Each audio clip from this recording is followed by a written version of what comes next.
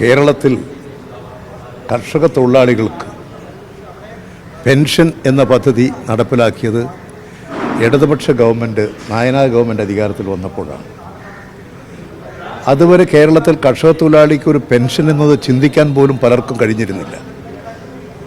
അന്ന് പലരും ഈ കർഷക തൊഴിലാളി എന്താ സർക്കാർ ഉദ്യോഗസ്ഥരാണോ എന്ന് ചോദിച്ച് പരിഹസിച്ചവരാണ് അന്ന്. ഇന്ന് പെൻഷനെ ആക്ഷേപിക്കുന്നവരുടെ വലിയ നേതാക്കൾ.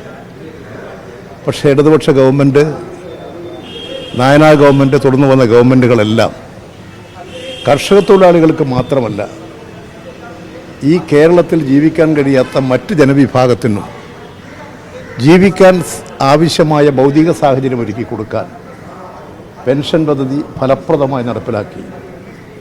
ഇന്ന് കേരളത്തിൽ ഏതാണ്ട് ഒരു 68 ലക്ഷം ആളുകൾക്ക് അധ്വാനിച്ച് ജീവിക്കാൻ കഴിയാത്തവർക്ക് മാസം പ്രതി 1600 രൂപ പെൻഷൻ കൊടുത്തവരെ കാത്തു സൂക്ഷിക്കുകയാണ്.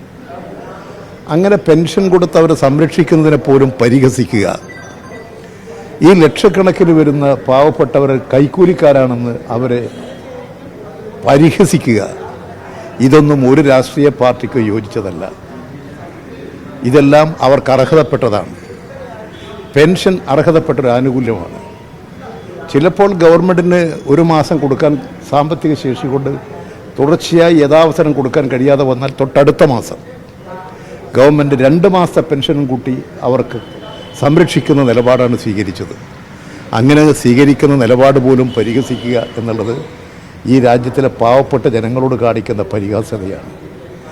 അവരെ കൈക്കൂലിക്കാരായി ചിത്രീകരിക്കുന്നതിൻ്റെ ഭാഗമായിട്ടാണ്. ഇതാണ് കേരളത്തിലെ UDF എന്ന് ജനങ്ങൾക്ക് തിരിച്ചറിയാൻ ഈ പ്രസ്താവനകൾ തന്നെ മതിയാകും.